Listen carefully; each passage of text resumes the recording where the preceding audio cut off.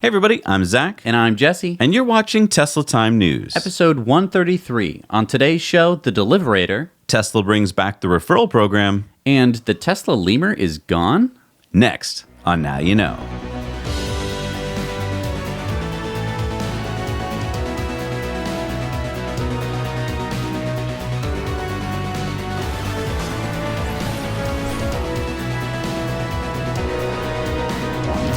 Brought to you as always by our amazing, wonderful Patreon patrons who support us every week and make this show possible. And by our friends at the solar-powered hotel in Schaumburg, Illinois, the Fairfield Inn and Suites by Marriott. And ecoware.us, where you can get some pretty cool new gear and support the show. All right, here's your chance, Tesla owners. Tesla has brought back the referral program, so now every referral will get the current owner and the referee. Is it a referee? I thought, is that what you call a referee? So there's a referee. There's a referrer, and then there's a referee. Oh. The person, I don't know what the person who that you referred. Yeah, the referred. The referred makes them sound dead, but so the current owner and the referred, I guess, will get 1,000 miles of free supercharging. Plus, the owner will get a monthly chance to win a Founder Series Model Y and a quarterly chance to win a Founder Series Next Generation Roadster.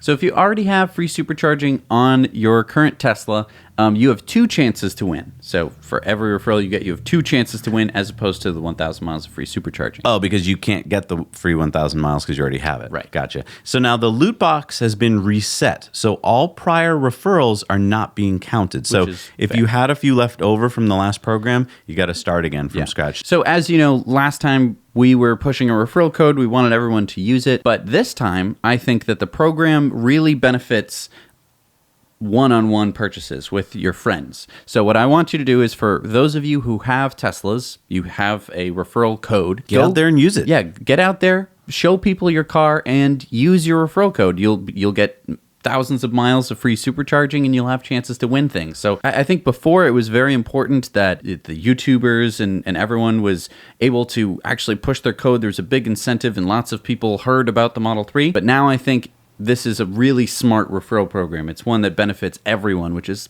kind of how it should have been. I want you guys to go out there and use your own codes. So there's been a new study conducted by Ampers ESBE, a Belgian association of EV users with insurers and rental companies. And they've shown that EVs are less often involved in accidents.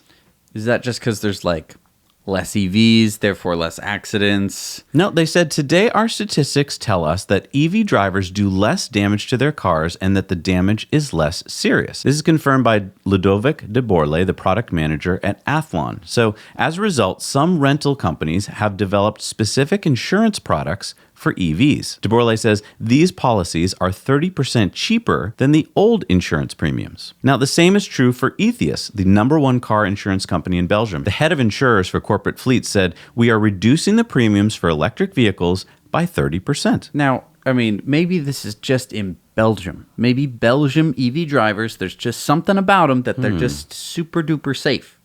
That could be true. I mean, this is confirmed by Emmanuel Murray, the co-founder of Inspire, which is a startup that specializes in collaborative insurance products.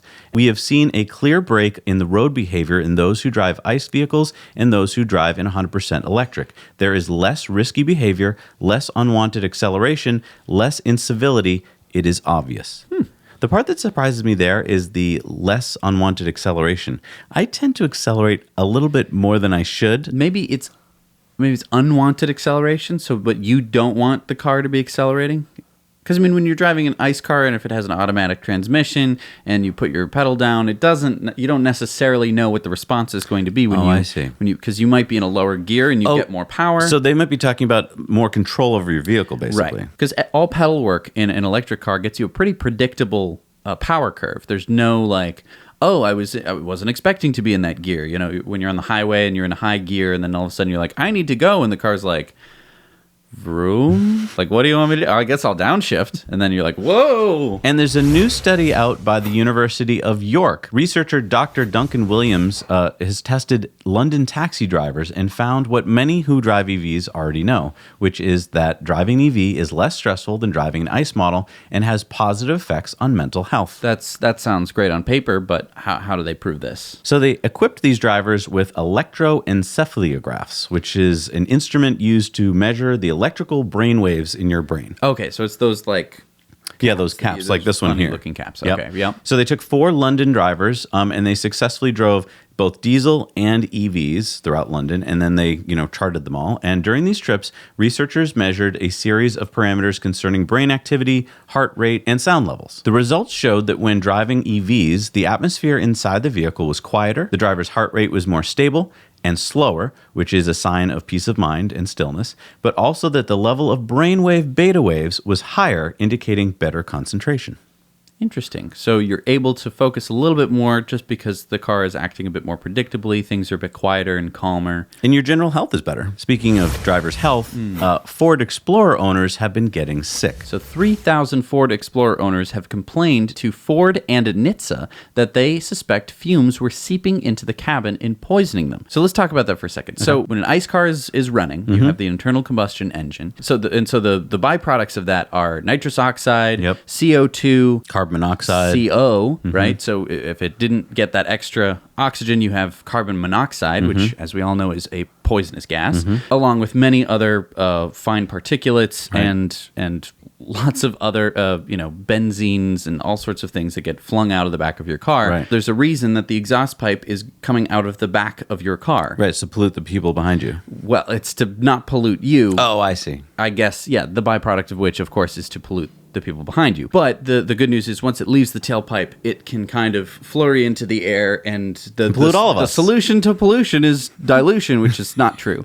It's to not pollute. But if you have the exhaust coming directly into the cabin of the car, not good. From any point underneath the car where the exhaust is running, not good. Yeah, so far there have been 50 legal claims and 2,300 warranty claims for the 2010 through 2018 Ford Explorer models. Now, NHTSA is now in its 3rd year investigating this. Ford has issued repair instructions to dealerships starting all the way back in 2012, but many drivers are still complaining of migraine headaches, fatigue, dizziness, and some are even passing out while driving.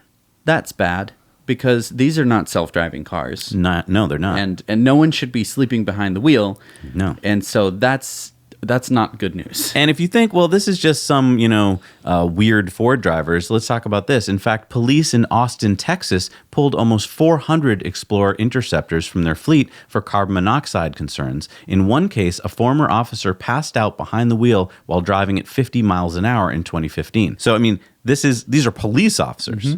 And these leaks were mostly found in the exhaust manifold and the catalytic converter, which, if you know anything about cars, is not towards the back of the car, it's towards where you sit in the car. Right. And that makes sense why police officers were having this trouble, because a lot of times they're sitting there idling, waiting for, speeders to go by. Right. And police cars are often heavily modified to have lots of holes drilled through to mount more things, which means that if you're sitting there idling and there's exhaust leaking below them, that exhaust is going to leak up into their cabin. Now, one of the reasons we're doing this story is because each time a big news report comes out about this, the number of cases grows. Take a look at this chart here. It shows that every time there's been major coverage of this, people who drive Ford Explorers go, that might explain why I'm getting migraines all the time. I should complain about this. Right. So let's just put this in perspective, okay? So first of all, I'm a little bit astonished that the mass media doesn't really pick up on this very much. It's usually a buried story. If Ford has to recall these cars to fix it, we're looking at probably $200 to $300 million. Because if we look at 2017, Ford recalled 1.3 million F-Series pickup trucks for faulty door latches, and that cost them $267 million to correct. Now, there just happens to be 1.3 million fifth-generation Ford Explorers out there. So if they had to repair them, we're probably talking hundreds of millions of dollars. Right. And so this kind of gets into the point of one of the reasons why I want to drive an EV. There are many, many reasons. Don't get me wrong. Don't be like, exhaust fumes, that's kind of a dumb reason to drive an EV. If you're worried about exhaust fumes, just take care of your vehicle. It's like, right.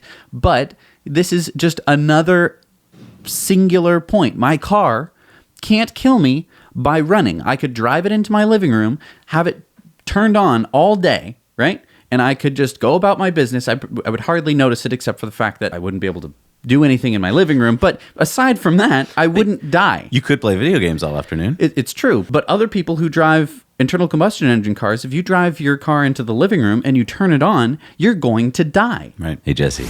Yeah? You heard about the Deliverator. The Deliverator? Is that some kind of Doofenshmirtz Evil Incorporated contraption? No, it's this. It's you remember we've been telling you about Arcimoto, which is the company in Eugene, Oregon that makes these cool 3-wheeled electric vehicles. Well, they just announced that they are taking pre-orders for the Deliverator. This is a 3-wheeled, fully electric, last-mile delivery solution. So anything from parcels to pizza, groceries to dry cleaning, you can put into this and deliver it. Interesting. So this is based on the FUV, the Fun Utility Vehicle. Yep. And it looks like they just put a big box on the back of it, and you can put whatever you want in that box. So it could be a refrigerated box, it could be a heated box for pizzas, you could put a bunch of fruit in there, you do anything basically. Yeah. And so this would be perfect in a big city where parking is at a premium and especially if you're delivering something. Exactly. What are you going to stop on the street and take up the entire street just so you can deliver a pizza? Yeah, you can put 3 of these in a typical parking space. Wow. So, again, where parking is a premium, for any restaurant or delivery place, instead of taking up 3 parking bays for delivery cars coming back, getting pizzas or whatever, and going out to deliver them, you could just have 1 parking space, which means 2 more parking spaces for customers, or just, less parking in general. Yeah, there's a $100 fully refundable deposit, and that gets you in line for any of their 3 models. This will get you about 100 city miles of range. It has a top speed of 75 miles an hour, and it can carry 350 pounds of cargo with 20 plus cubic feet in its box. Starting price is at $19,900 with production beginning in 2020. So, think about this now. When you order like an Uber Eats, usually a guy pulls up in a Toyota Corolla. Right. And that car is designed to carry 4 or 5 passengers around. It weighs thousands of pounds. So it's a very inefficient way to get your food delivered. Right. Because honestly, there's not that, they're not delivering hundreds of pounds of groceries. I'm not going on the Oregon Trail. Right, exactly. I spoke with Mark Fraunmeyer, the president and founder of Arcimoto, and he said, with the Deliverator, we set out to create a vehicle that would solve the problem of local and last mile delivery, which has traditionally been dominated by big, expensive, polluting delivery trucks and vans that often block traffic and increase congestion in urban environments. The Deliverator's nimble, small footprint can improve fulfillment and delivery times by allowing the operator to more easily move through traffic and find parking compared to a full-size automobile. With reduced fuel and maintenance costs, we believe the Deliverator will offer significant per-mile savings. For small business owners and corporate fleets alike, the Deliverator delivers. Wow, I didn't even think about that, the cost of charging this thing per mile. Because it is so small, your efficiency goes way up. Yeah. And you're already paying for electricity. It would already be cheaper in some ways, operational cost-wise, to drive any EV to deliver groceries. But in this case, you're getting an even bigger bump in terms of efficiency because it's just a smaller vehicle. Exactly. And so nothing else is going to be able to compete. Yeah, next week we're going to tell you about Arcimoto's Rapid Responder. Ooh. So Ford announced last week that it will invest $850 million through 2023 at its Flat Rock, Michigan assembly plant, which would include 900 incremental direct jobs through 2023. I'm having trouble understanding that. Okay, so I have a new app. Okay. It's called the Ford Translator. Okay, so, it sounds like a new model.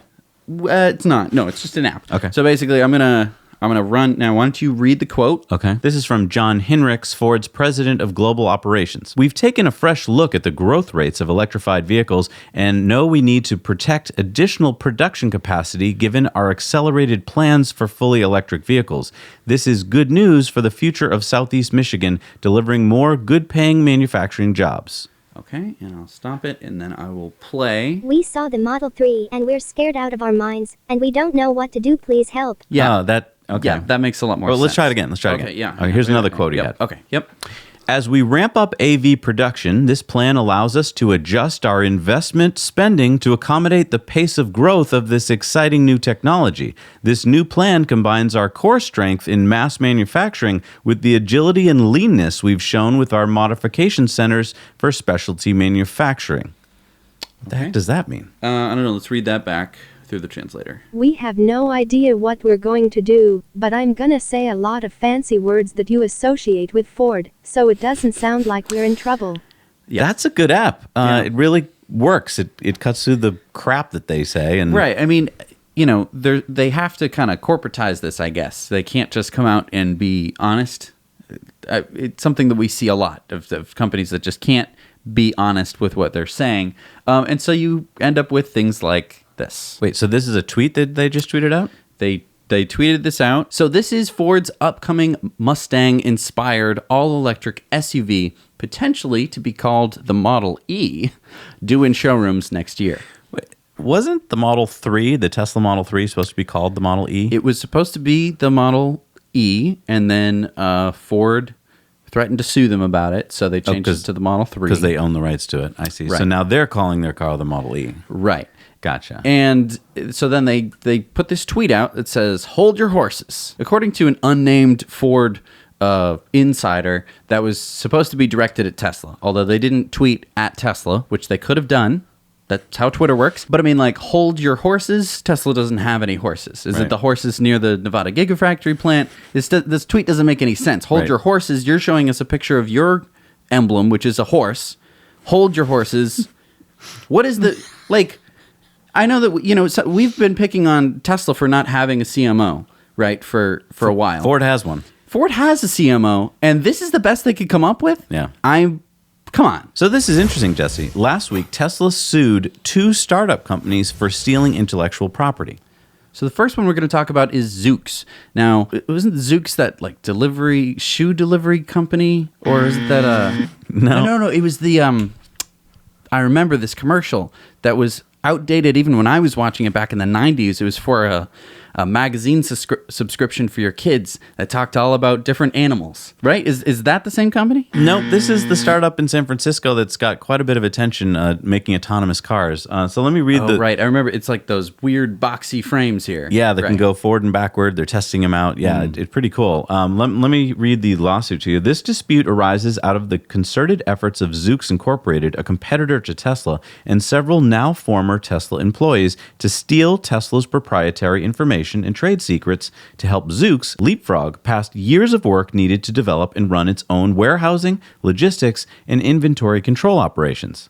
As they departed Tesla, these employees, including defendants Scott Turner, Sidney Cooper, Christian Dement, and Craig Emig, absconded with select proprietary Tesla documents useful to their new employer, and at least one of them used Tesla's confidential information to target other Tesla employees for hiring by Zoox. In the process, they misappropriated Tesla's trade secrets, violated their agreements with Tesla, and breached their duties of loyalty, all with the knowledge and support of Zoox. Ooh, so this is some corporate espionage stuff here. Okay, so are there like any concrete examples that Tesla gives? Yeah, so in their statement, it continues, for example, just before departing Tesla for Zoox, defendant Turner, a manager in Tesla's Newark, California regional distribution center, emailed 2 confidential Tesla documents to his personal email address with only the words, "You sly dog," in the body of the email. Similarly, shortly before his own departure from Tesla, defendant Dement, a former warehouse supervisor, sent 4 confidential Tesla documents to his personal email account with the subject line, "Good stuff." After defendant Emig joined Zoox, he mistakenly sent an email to Cooper's old Tesla email address, attaching a modified version of a Tesla proprietary document, freshly emblazoned with the Zoox logo, yet still bearing the layout, design, and other vestiges of the Tesla version, showing without doubt that the defendants are actively using the Tesla information they stole.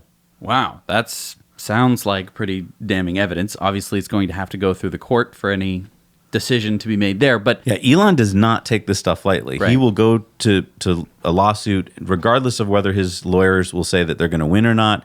He usually doesn't settle outside of court. Right. So, I mean, I'm really interested to see how many millions of dollars they're looking to get from Zoox for this? Could it potentially put them out of business? I don't know. And let's keep in mind what they actually stole. So, Zoox is known for autonomous driving. None of this seems to be, at least from what we've read so far, seems to be autonomous driving data. This is all logistics. Like logistics, exactly.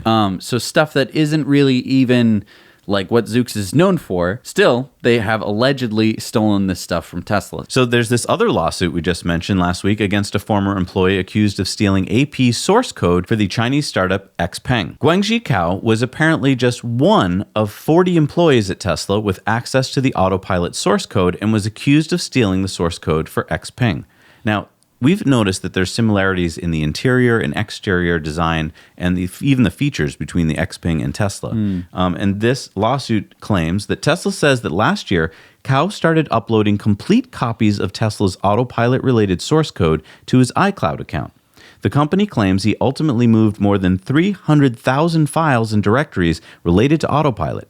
After accepting a job with XPeng at the end of last year, Tesla says Cao deleted 120,000 files off his work computer and disconnected his personal iCloud account, and then repeatedly logged into Tesla's secure networks to clear his browser history before his last day with the company. Tesla also claims Cao recruited another autopilot employee to XPeng in February. Tesla claims that it gives the company unfettered access to autopilot. Absent immediate relief, Tesla believes Cao and his new employer, XPeng, will continue to have unfettered access to Tesla's marquee technology, the product of more than 5 years' work and over hundreds of millions of dollars of investment, which they have no legal right to possess. This is really interesting that it seems to be that there are so many employees at Tesla that leave Tesla, steal a bunch of intellectual property, and then get caught with it. Right. Like, it's not even like they did a great job. It's not like they, printed out files under someone else's, email address or something and then stole those under the cover of darkness. Like, they just were like, oh, I'll copy it to my iCloud account. How can Tesla not have better security for their own departments? Like, why are you allowed to just take their intellectual property and upload it somewhere else? I don't know enough about. I don't steal a lot of intellectual property. It's not really it's not in my wheelhouse. So I don't know exactly, how hard it is to steal internal documents or source code and stuff like that. But yeah, I mean, I think Tesla needs to be a little bit more secure about this stuff. But also, everyone knows that Tesla is the leader in all of these things. You don't hear too many stories of people leaving Waymo and stealing a bunch of intellectual property. Good point. It now appears that Tesla's autopilot can give right-of-way to merging cars signaling, and it's baked into its version 2019.5.15. Yeah. What does that mean? I've been noticing this when I'm driving on the highway or on any multi-lane road. Whenever another car seems to be entering my lane, either because they're terrible drivers or they put their blinker on, my car will immediately slow down, and then they're able to kind of get into the lane. So it gives the right-of-way over to those cars. Well, so it's reading the blinker. It seems to be reading the blinker, or it reads when people are just entering my lane, either because they're bad drivers or because they're avoiding potholes on the road. Well, so I mean, I totally get it that before, when a car would cross the line and come into your lane, that to be safe, your car would slow down. But now it's even when they're still in their lane. Yes, it reads it. So this leads to a question: do we need a switch in the software that is like a-hole mode that just doesn't allow people to cut in front of you? I would defer back to the laws. That would be called Boston mode, by the way. Right. I would defer back to the laws, because no one ever, if I put on my blinker, that's usually a sign that someone should move up and make sure I can't get into the lane. And I know that this probably isn't how it's all legally supposed to work. I think that if you're put on your blinker, that everyone should nicely get out of your way. I know that in practice that this never happens. Should we just try this for a week? Hello world, let's all just try it when someone puts on their blinker, that we just respect their wishes. Well, here's the problem: people don't put on their blinkers anymore because. But we've trained them not to. It's a completely messed up system. So this is where I'm wondering: is Tesla following the law? Because I'm not reading through the laws of what blinker etiquette should be. I don't think it's clear in the law. When you put on your blinker, I think you're supposed to put on your blinker, wait till it's safe. And there's the caveat, because if the other driver at that exact second decides to just speed up, then it's not safe for you. Right. And in my experience, it's been a pretty abrupt slowdown.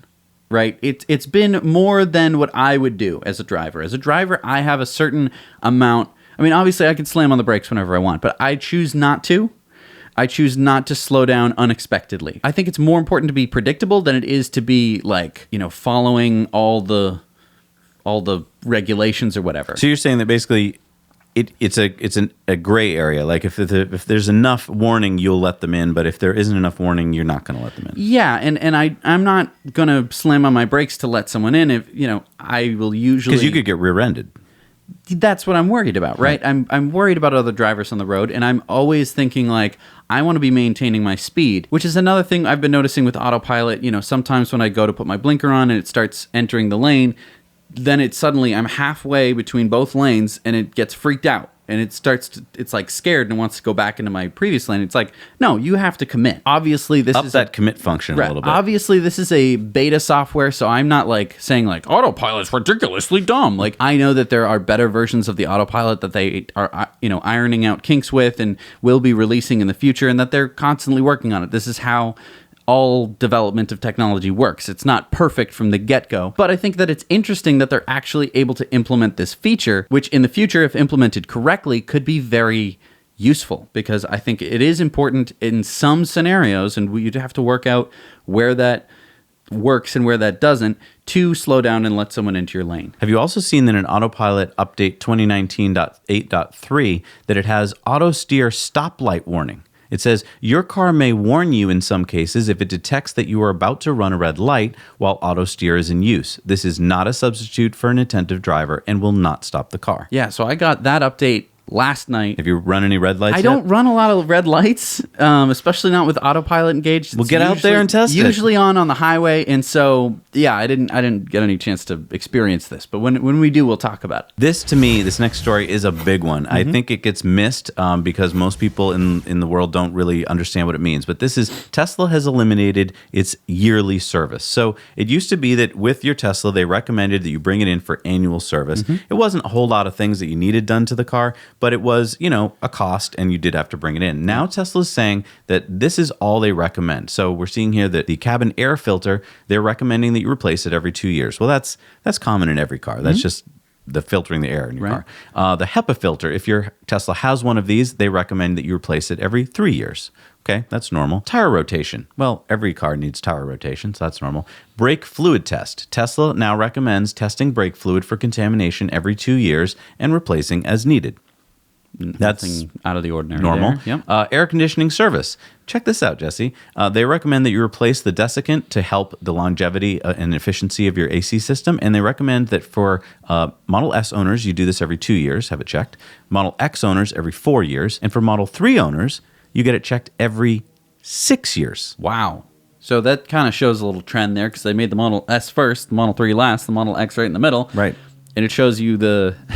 I guess they got really good at making AC systems. I mean, guess. That's amazing. 6 years? And then lastly, winter care. They recommend that you clean and lubricate all your brake calipers every 12 months if you're in a cold weather climate. Look what it's not listing. There's no exhaust system to check, no timing belt to check. No oil change. Right. There's no catalytic converter that could have to be replaced. There's no head gasket right. or, water pump. Do you realize that there's so Oil little filter? Exactly. And most dealerships, it behooves them to get you in there as often as possible and to charge you for things you may not even need. Right. Tesla's basically saying, oh, you know what? We found out with data that we don't need to service your car as often as we thought. Right.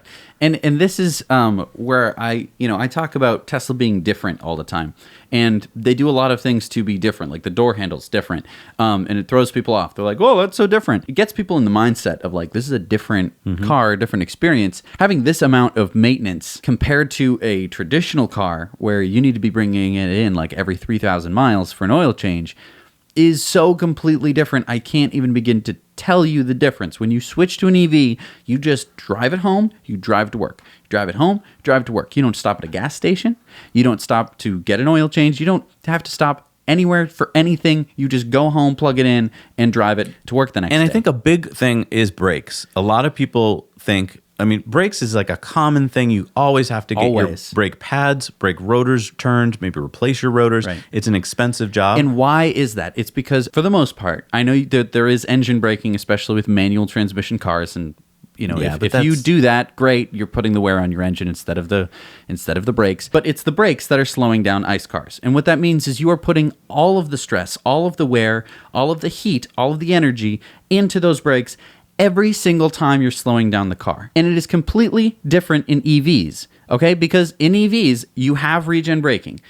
It might be weak, like in the Leaf. It might be strong, like in every Tesla. The stronger it is, the better it is. The less actual brakes you need, and the less they're going to wear, the less they're going to heat up, the less they're going to warp the rotors. It's huge, the difference. I mean, imagine if an ICE car company said, you know what, our brakes you don't have to change for 200,000 miles. Right. You'd be like, that's great, because normally you have to change them every 30,000 miles. Right. I mean, imagine having to like slow down the car with your sneaker. You have to open the door, put your foot down on the pavement. You would go through sneakers faster than like a sneakerhead. Right. So, I mean, think of how many times, that's 6 or 7 times that you don't have to go to the mechanic. Right. Because you're not wearing down your brakes. We've been saying this for a long time, but it's so cool that Tesla has data to prove that you don't need to be going in for this type of maintenance quite as often as they had originally, it was originally a annual maintenance. And so Right. everyone was like, oh, annual maintenance, that sucks.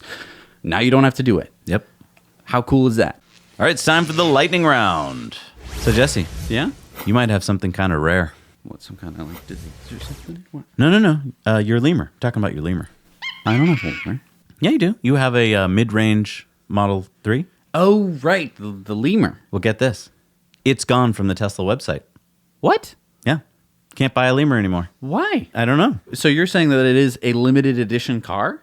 I guess so, because it's gone from the website. I think it was to get the price down. They were able to do it at that point in time, and you took advantage of it, and a lot of other people did. Right. And then now that they're down to the standard range Model 3, I guess they don't need it. I mean, my question is your battery a long-range battery, and they software limited it, or did they just put less cells in there? I thought that they put less cells in it to lower the cost of the vehicle. Because if you're putting all the batteries in there, Then how do you lower the cost? Then it's a long-range Model 3. There's no Right. There's no difference. So, I mean, it is possible that it is a software locked. I'm pretty sure it's not. I'm pretty sure that it does have a mid-range pack. It is pretty close to the standard range plus in terms of mileage. I don't know why they did this, but I'm glad that I got one. It was the perfect car at that moment. Like, there was no better car, and I'm glad that I have it. I love that thing. So Oslo, Norway will become the first city to install wireless charging infrastructure for its electric taxis. Oslo's taxis will be completely emission-free by 2023. And get this, taxis will charge at a rate of 75 kilowatts. That's about half of a version 2 Supercharger. So yeah, for a taxi driver, time is money, right? They don't have time to get out, plug in, wait. They just want to sit at a taxi stand, and even if they're not fully charged to where they want to be, if you hop in for a ride, they can just take off. I think that this is really smart. Now, I'm just wondering why Norway is able to do this. Like, are they somehow in some kind of temporal future dimension where they're able to implement smart policies? I'll tell you why. Why? There's no fossil fuel lobby in Norway. And so they have exempted EVs from all taxes. So it gives you a huge incentive when you're buying a car to buy an EV. Speaking of Norway, check out this graph here, Jesse. These are the Norway March registrations as of March 20th. Wow, the e-Golf is the highest, the Leaf, the no. e-tron, the i3, the no, iPace, and the Kona. What? You missed the line at the top. That's just an underline under Norway March registrations as of March 20th. Oh, right? no. Underline right underneath that, and then everything else is this part of the graph. No, that yellow line is Model 3s. Whoa. Yeah. Wow. Yeah, and that's limited by putting them on boats and shipping them across the ocean. Holy crap. Talk about another holy crap here. Check out this. So in 2017, Shenzhen, China converted all of their buses to electric buses. Good for them. Buses, I mean, okay. Do you know how many that is? How many buses in Shenzhen? I don't know. Like what? Like 500? More. 1,000? More. 16,000. 16,000 buses? Yeah. Of the 385,000 electric buses in the world in 2017, 99% of them are in China. What is that compared to other like just buses compared to that to other cities? Okay. Well, Steve in our newsroom, he calculated how many buses it would take from cities all around the world. So if we take London, they have 8,600 buses.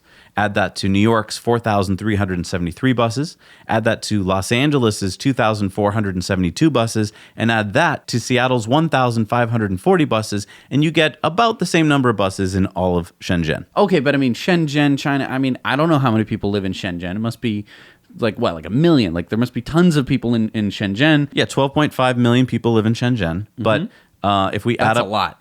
That is a lot. But if you add up London, New York, Greater LA, and Seattle, you get 36.2 million people. So 3 times the number of people, but the same number of buses. Okay, but maybe it's because they don't have like a subway system. Oh, you think Shenzhen doesn't have a subway system? Yeah. Take a look at their subway system. Oh, that looks like a pretty good metro system. Okay, so you're saying basically that Shenzhen just has a great public transport system? Yeah, and it's all electric. So Tesla drops its standard range Model S. We just talked about how there's no more Lemur. There's no longer a standard range Model S. Now, you remember 3 weeks ago, we told you that Tesla just added it. It's the 270-mile Model S. Well, now it appears to have been dropped from their lineup. It had been available for $4,000 less than the long range pack, which starts at $79,000.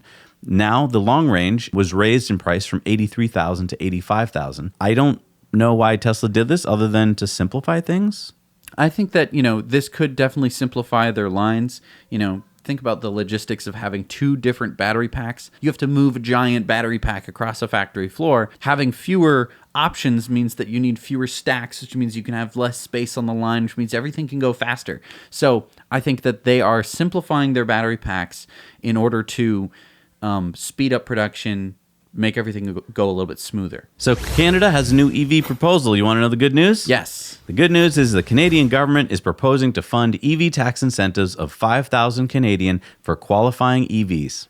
Awesome. So which EVs qualify? Any EV that's less than $45,000. Awesome. Wow. So they could get, the Model 3 Standard. You could almost get the Model 3 Standard Plus. What are you talking about? $45,000. We're talking Canadian dollars, and the Model 3 Standard starts at $45,599. So you're saying that it's not eligible for this $5,000 tax incentive? No.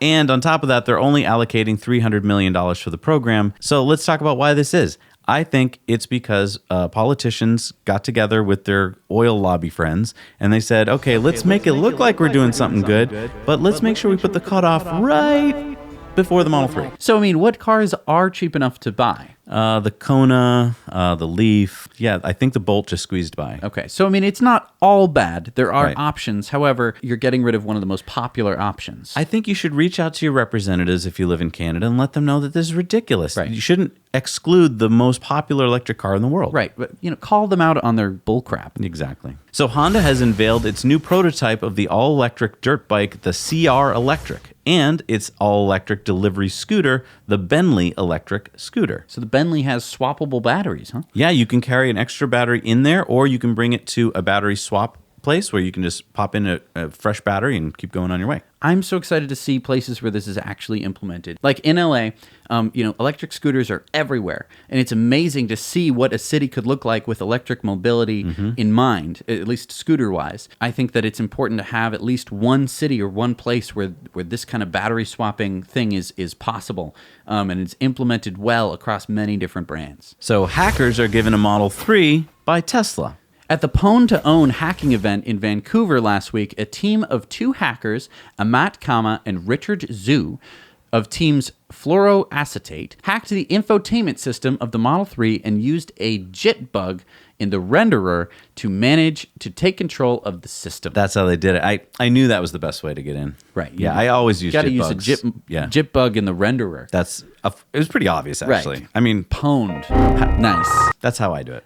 For accomplishing this, Tesla gave them a Model 3. Crap, let's get out there and start hacking it. Yeah. Why is Tesla paying hackers to hack their cars? Basically, if you're a hacker and you can hack into the car and you tell Tesla about it and they can fix it, that makes the car more secure. So how much do you get? Tesla reportedly pays out about $15,000 per reported bug. And Tesla said that it will not void warranties when a vehicle is hacked for a pre-approved good faith security research. This is brilliant because, they probably would pay way more than that if a bad hacker hacked into their vehicle because of the press and so forth. Right. And, who knows, someone could die. Right. And then secondly, you'd have to pay a whole team of your own hackers to try every day to hack your own system. This way, you're just basically letting the world's hackers do their best and then pay them if they succeed. Right. Speaking of software in a Tesla is going to switch its browser operating system. So get this, Jesse, only 30% of Tesla drivers currently use the in-car browser. And I will tell you why. Because it is so slow Yeah. and unusable. It's like, you know what, I might as well just use my phone because my phone is faster. Yeah, so Elon tweeted out, Ken Crawford tweeted at him, he said, I just wish the web browser worked consistently. And Elon said, about to be upgraded to Chromium. What's Chromium? So you may have heard of Google Chrome. Yep. So that is Google's version, basically, of Chromium, which is an open source platform which is supported by Google. Now, isn't Tesla worried that if it's open source, that people will just hack into their browser and take over the car? That's not really what open sourced means. Okay. And also, there's no way to hack into the car through the browser. Those are on different computers. All right, so check out this picture, Jesse, and look very carefully, because you might at first think it's a picture of the Model Y. And it is, but look inside the Model Y. Also a picture of a Model 3. Yes, it's a very cool picture because it gives you a sense of what the two cars look like together. It's not even a side-by-side comparison. No. This is a outside-inside comparison. It really shows how interesting this is, that the wheels are in the exact same place. Right. And then you can see just how much bigger the Model Y is compared to the Model 3. It's not huge. The Model 3 is not a small car. No. By any stretch of the imagination. The Model Y is a little bit bigger in sort of the Y dimension. What I'm noticing here is that, you're just given so much more space by increasing the roof line. Especially in the back and in the front. Now, we've never gotten to see the front We've never gotten to see the front. We've hardly gotten to see the hatchback of the hatchback Tesla. Hello? Right. Hello? Show me a video of the hatchback of the Model Y. Put something in it. That's all I want to see, just so people can wrap their brains around, what can I fit back there? Can I fit a sea kayak back there? And also, how much can you fit below in that secret hidden area? Exactly. Where the exhaust system would normally be in a regular car, now can be taken up by all of your crap. All right, it's time for our video contributor story. What do we got this week, Jess? We have Jim in New York State with his EV projects. Take it away, Jim. Hey, Zach and Jesse. This is Jim Clefane from Ithaca, New York. First off, I love your channel. I watch it all the time. I think I've caught up on pretty much every video you've ever posted. I wanted to send you guys a video about my projects and what I have going on here. And the weather, as you can kind of see it out there behind me, has been pretty unforgiving. I've been hoping to make this video with everything clean and nice with some good sunlight, but it hasn't really worked out that way. Today it is 7 degrees Fahrenheit. It's really, really cold, so I'm gonna make this quick for you guys. So I'm gonna spin the camera around and I'll show you what I have here and what I've been working on. So here's my collection of Toyota RAV4 EVs. I've been a fan of the car since it came out, and I have mine on the right, which I bought brand new. It's a 2014. The one here in the middle is my wife's. It's a 2012. And then on the left, I found a good deal, and I just had to pick it up. So that one's a 2013. Great car. There's lots of information about it online if you're curious, but I won't spend too much time on those. But awesome car. Definitely check it out. And then outside here, I normally have this inside my garage, but we just got back from a trip and I haven't had a chance to get it inside yet. Check out my channel for more information, but this is a range extending trailer that I built. It's all self-containing right inside that box there. So it manages the battery, temperature, heating, cooling, everything. It's a standalone unit that all I need to do is take the Anderson connector that's on that side on the bottom right, and I can plug that right into my car in the rear, and I can double my range basically. And then when it's home, I have a AC to DC, or I'm sorry, DC to AC inverter right here, and this will power my entire house. This is a 10 kilowatt inverter. This will power my entire house off the battery pack. I could also power my house off of the RAV4. So very cool. And next I'll show you the new camper that I'm building. This is my next version of my range extending trailer. I call both of these the T-Rex for trailer range extender. This one is built on top of a Tesla 85 kilowatt hour battery pack. And on top of that battery pack, I am building what they call foaming. And this is entirely built out of foam. You can see the wood veneer on the inside, and then the whole thing is going to be wrapped in fiberglass. So it's coming along great. I won't go into too many details here, but check out my YouTube channel if you are curious on what I've going on. I document pretty much everything I do, and I stutter and stumble through everything, and I hope people enjoy it. But yeah, thanks a lot for taking the time to let me show my projects. Thanks a lot, Zach and Jesse. It looks like he's starting to amass a lot of RAV4s. I heard from him that he actually just bought another one, so he's got 4 of them. 4 RAV4s. And it That's seemed a like good number. he had a bunch of trailers there. So, Yeah. Jim, what are you up to here? Starting a company or something? Pretty If cool. you are, genius idea, because I love the idea of having a range extending trailer, especially if you're going to have a kind of livable trailer. Yeah. And you can power your house on it. I mean, so many cool things. He's only up in upstate New York, so not too far from Mm-hmm. us. And I told him as soon as it starts to thaw out, because it's only 7 degrees there at the moment, Yeah. as soon as it thaws out, we're going to go visit him. All right, it's time for the Patreon bonus stories. What does that mean again? So if you head over to patreon.com/nowyouknow, you can help support this show. Now you might be wondering, Zach and Jesse, why does this show need supporting? What kind of support? Moral support? No. We're talking monetary support. We can't do this show I'll tell you why. every week. SD cards. Yeah. Man, we go through a lot of hard drives and SD cards. You'd think that you buy an SD card and this thing will just last forever. And for most people, it lasts forever because you wear them out. You're right. You go, you take pictures, and then you upload them on your computer. You upload them to Facebook or whatever, and then that card sits in your computer for the next, 8 months. And then all of a sudden you're like, oh, I have an SD card. Cool. So basically, all of this is always filmed on an SD card. It goes back and forth, back and forth, back and forth. We're putting hundreds of gigabytes of data on this thing in terms of video. We run through a lot of them. Just in case you weren't aware, they wear out for you preppers out there. All right, so go support us. It's a Patreon bonus story. All right, we're back from the Patreon bonus stories. It's time for our shout outs for people who give us $5 or more a month. They are awesome. They support the show. Here's 20 of them. Here we go. William White, Sean Holder, Jim and Debbie Andrew, Herschel Patel, Brian Smith, David McClure, Hector Cessna, Mark Schweitzer, Jonathan, Eddie Kessler, Claude Bluin, Michael Jordan. Michael Jordan? Yeah. Sweet. Alex Alfred, Lucy Daly, Kyle Schulman, Elliot Hamilton, Francisco Ibarra, Zach Doty, Victoria Delshire. and Eric Wilden. Thank you so much for supporting this show. It wouldn't happen every week without you guys. There would be no SD cards. All right, it's time for Elon's tweets of the week. So we covered this 3 months ago. Yeah. And I guess Elon is just picking up on it now. He was tweeting at Jim Cramer this footage of Cramer talking about security and exchange fraud. Yeah, back on the old Jon Stewart Daily Show. Right. And this is where Jon Stewart had found this the clip of the In Depth. So, I mean, Jon Stewart did it way before us. Right. Is back in like 2008 Yeah. is when this stuff made it onto YouTube, when people could actually see it. It used to be a subscription service to the street. Only those people could see it. Right. Only these, bigwigs. Insiders. Yeah, those insider Yeah, but bigwigs. so Elon called him out, and he's like, Jim, no response. And Jim finally got back to him. He said, in the old days, I would have called you a fraud, a mountebank, and a knave, because it's up there. You just don't have your glasses on. Now I say you are ill-advised. And Elon said, Jim Cramer explained short seller market manipulation here at this Wikipedia link. Right.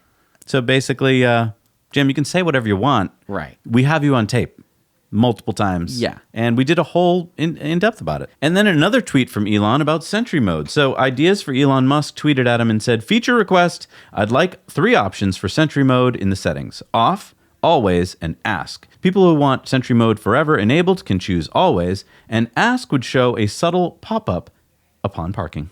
Elon said.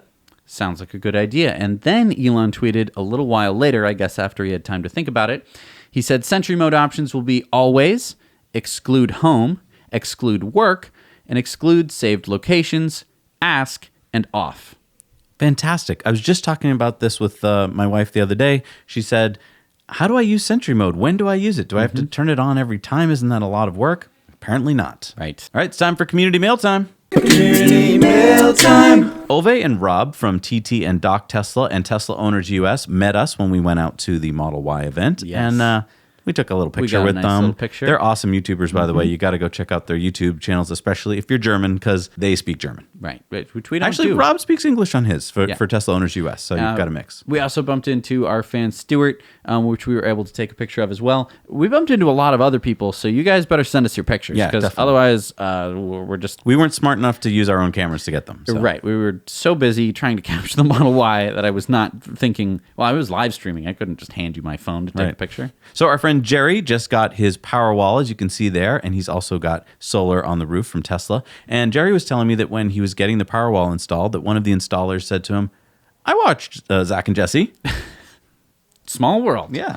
All right, our friend Gareth sent us this. He said, Whoa. well, Holy crap. yeah, so he said, most people trying to imagine what Elon is talking about with the truck are not listening to his words and are thinking traditional truck. Elon said it will look very futuristic, not for everyone. Blade Runner-like. Now, what could he mean? I visited Kennedy Spaceport Visitor Center yesterday and found this full-size and working vehicle hiding in plain sight in a garage for all to see. It's designed for Mars, has detachable modules on the back like the Rivian, it's electric, and does not look like a truck, but is. Mars plus hyper-modern electric truck around the corner from SpaceX. Both vehicles, Mars and Earth, would be better designed at the same time, or better, be the same vehicle. That's Elon style. So could this be what the new truck's going to look like? No. All right, so our buddy Ross sent us this email. He said, hey, Zach and Jesse, love the show. Keep it up. I had a thought yesterday after Jesse's comments watching your latest show talking about the store closures and lease terms that need to be played out. Test drives are important, and while many people have friends that give them rides, like I just did with my sister and brother-in-law, who are amazed by the Model 3 performance version, some people do not know anyone with a Tesla, or perhaps not the Tesla model they are interested in.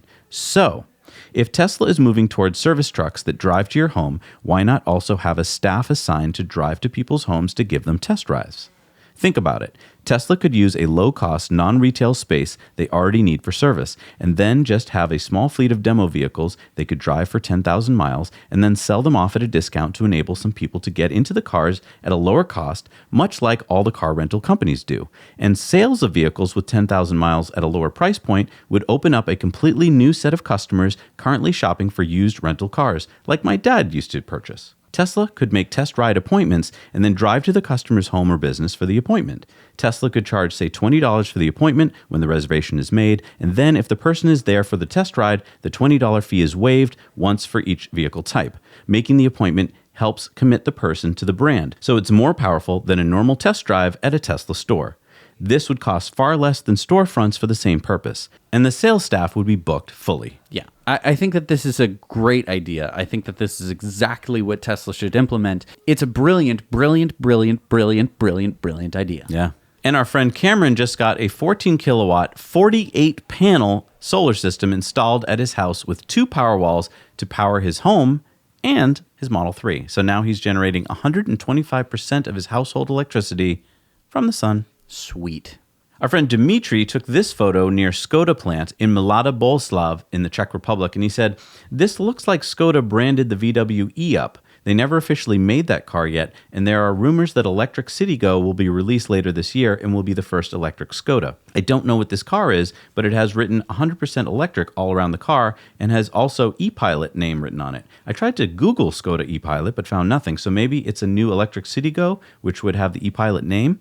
Anyway, you guys are watching. Somebody figure this out and let us know. And we have our friend Damien and his daughter Capri reporting from South Australia. Hey Zach and Jesse, we're here in Glenelg, South Australia, where Tesla have a stall out, just informing the public of what's going on, the solar of the cars, any questions you've got. They're not actually selling anything at all, just getting a bit of information out there. I heard from these guys that the Model 3 is going to land in South Australia halfway through this year, 2019, so looking forward to it. All right, well, that seems to be confirmed, Jesse, by this tweet from Elon. Tesla in the Gong said, Elon, mate, can we expect Aussie Model 3 deliveries to start by the end of May? And Elon said, probably start Australia builds in late May or June and start arriving in winter. oh, so it's not going to get there till like December. Winter in Australia is during our summer. Oh, so July or August, Maybe? which is what Damien found out. Right. All right, it's time for On Air. Who do we got this week, Jess? We have Scott, and he has a question for us. Hi, Scott. Hey guys, thanks for having me on. And I just want to say I loved the Model Y coverage. I loved how innovative you guys were with the new microphone and camera, and it was fantastic. Oh, thank you. So my question is that I watch the Model Y, I talk to people, I give test drives, and it just seems like the general public doesn't know enough about the Model 3 and Tesla in general. And when you watch things like national television, just inundated with automobile commercials, pushing these SUVs and big trucks, And I'm not suggesting that Tesla create a big campaign for advertising, but it would seem like something smaller, like a product placement in certain shows, or just a commercial you could run during the Academy Awards or the Super Bowl. Do you think they should do something like that? So, I mean, interestingly, there have been some shows with Teslas in them. They've only, no one has ever used any of the features of them. Right. They've only just sort of showed up and picked up a character and then dropped off the character. And, sometimes like with the Model X, you might be like, oh, wow, the Falcon Wing doors. But yeah, there's nothing like that. And Tesla has, for their entire history, been like, no ads. And they've done no ads anywhere. And it's all been word of mouth, which is amazing because just about, as you're saying, right, like all other cars are sold with auto commercials and they spend millions and millions of billions of dollars on them. Yeah, so much money. I think that it would be smart for Tesla to maybe not necessarily push their advertisements. I mean, they do a pretty good job of making marketing videos, but not necessarily explaining the features of the car or why you might want to make the car. They don't have a personal touch with their videos. I think they should hire some celebrities. I would like to see, like, for instance, Jamie and Adam from the Mythbusters, or one of their team, like, Carrie and Grant would be great. A team that could be fun and engaging, but also show off the features of the car. And those kind of videos, I think, work better than the videos that Tesla makes, where it's just this quiet video. There's usually no voiceover, and they're showing you a feature. Right, and it's too Silicon Valley for me. It's too like, oh, we're too cool. We take ourselves too seriously to get fun with it. And I think that a lot of people like to get fun with it. I mean, I think that, some of the success of our channel is that, we're not just sitting up here being like, blah, blah, blah, the Model 3, blah, blah, blah. Like, we try and get fun with it. And, I think that any sort of, it doesn't have to be Brad Pitt, although Brad Pitt wouldn't hurt.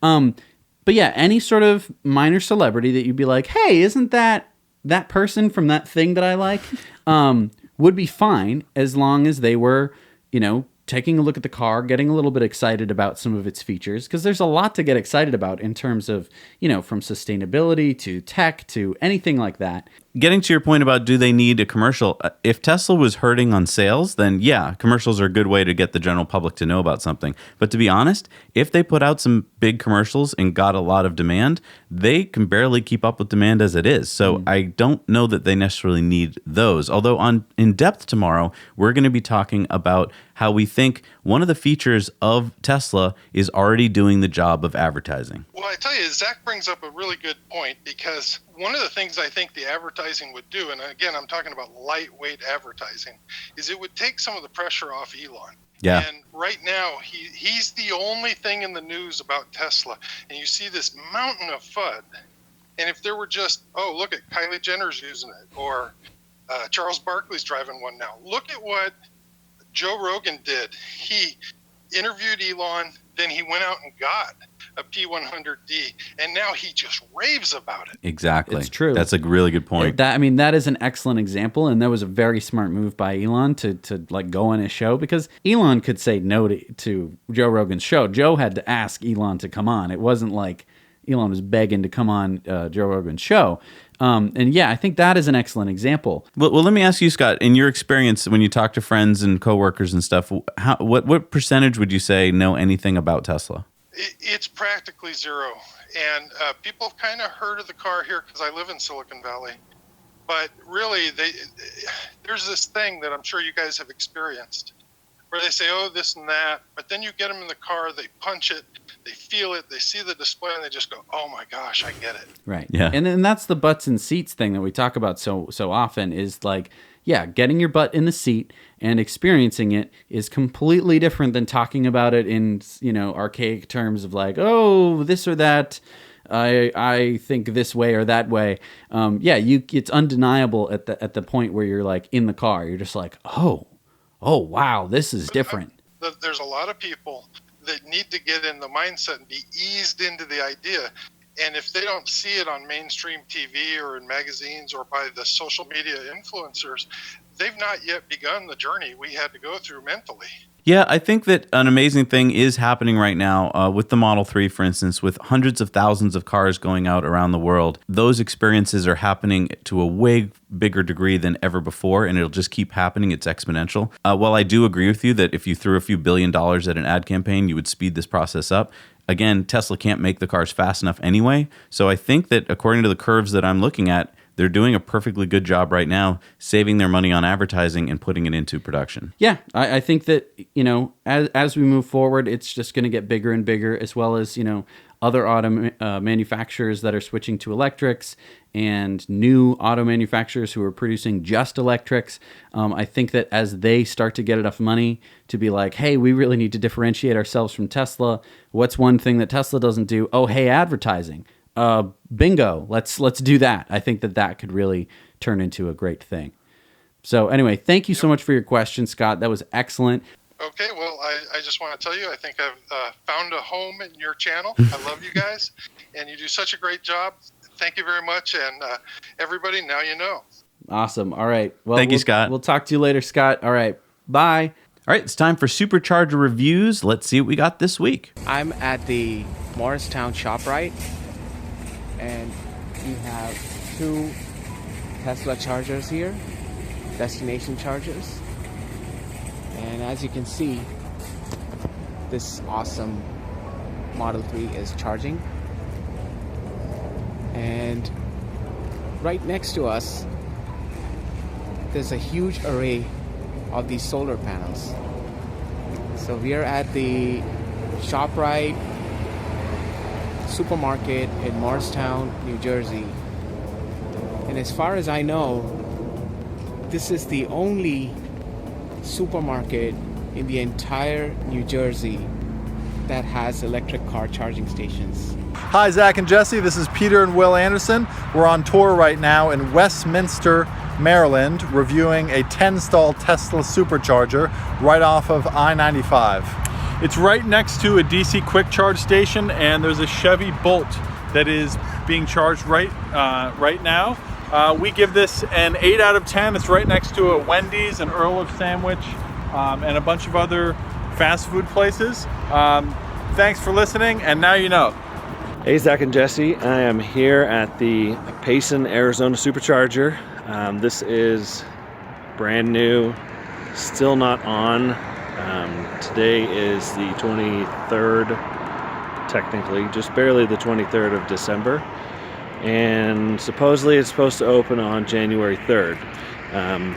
It is a 12-stall supercharger.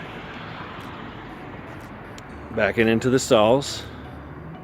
The transformer has been installed already. I did check that out. As far as amenities go, there's a Subway right there behind me. There's also Taco Bell, Arby's. Across the street there's a Walmart. It is in the shopping center of a local grocery store called Bash's'. I believe they close around 10 p.m. But there's plenty of things around here. Plenty of access to groceries, restrooms, things like that.